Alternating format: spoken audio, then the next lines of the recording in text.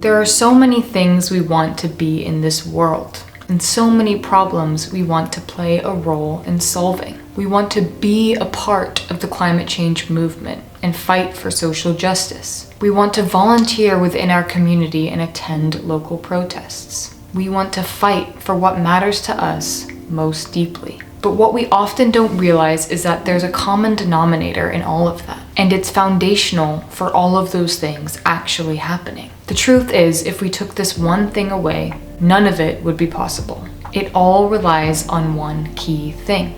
That thing is you. Y-O-U. Being able to make this world a better place for others starts with you. And not just you, a happy, healthy, determined, motivated, and present you. Because without that version of you in place, your dedication and commitment to a better world lies on an extremely weak foundation.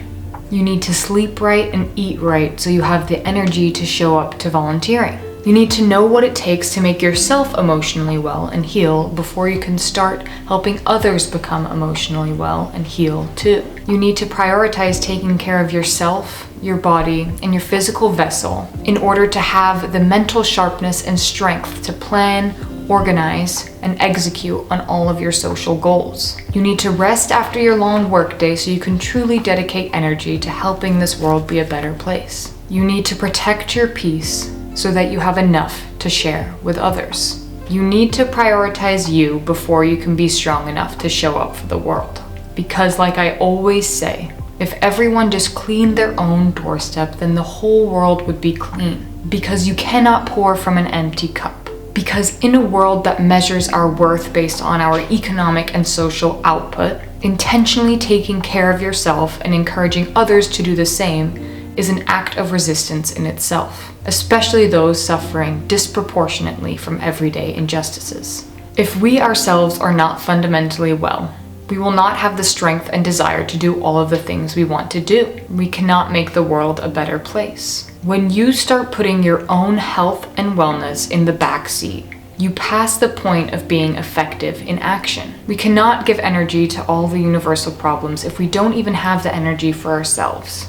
We cannot make the world a better place for others if we don't even know how to make the world a better place for ourselves. I hope what I'm conveying is clear and is not getting misconstrued. I don't want this video to come across as full of excuses. I obviously don't believe that we have to wait until we're fully healed before we can show up for others. That's just not how the world works. But I do believe that people shouldn't necessarily be made to feel guilty for putting themselves first momentarily. Because you cannot pour from an empty cup. Because at the end of the day, you are who you are with 24/7. You are the one who's going to make change. Don't get me wrong though, I also realize that there is an extreme balance here. In privileged positions, we need to show up for others who don't have the time and energy, even more than we don't have the time and energy.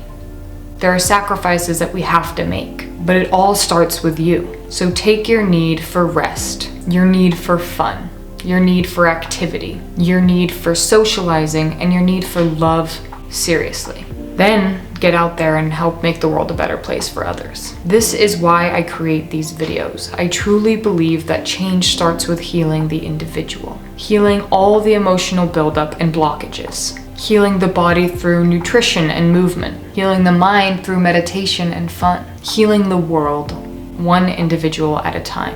I hope this video comes across how I wanted it to. I do acknowledge and believe that occasionally we have to sacrifice our peace for the greater good, because there are people whose peace is sacrificed every single day to the hands of injustice. So in these places of privilege, we have to act. There are exceptions and nuances to every single story, and I really encourage people to comment them down below, to shed light on something that might be often overlooked. But this is just my roundabout way of saying that it is okay to prioritize you and to take the time when you need it. It's okay to take a week detoxing from social media because the news is stressing you out.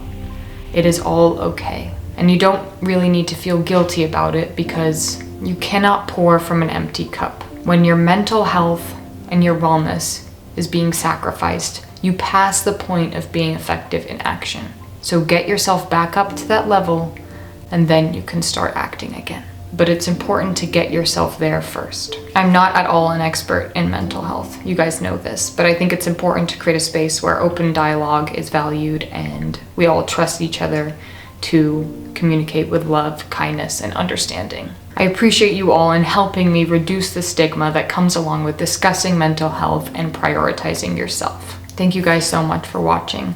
I hope you're able to find the littlest of takeaways from this video, given the lifestyle that you live and the conditions that you face. As a reminder, modifications of any of this advice is completely okay. You're doing something that you can do, and that is something that you should be extremely proud of. Thank you guys so much for watching. Hang in there, and I'll catch you on the flippity flop.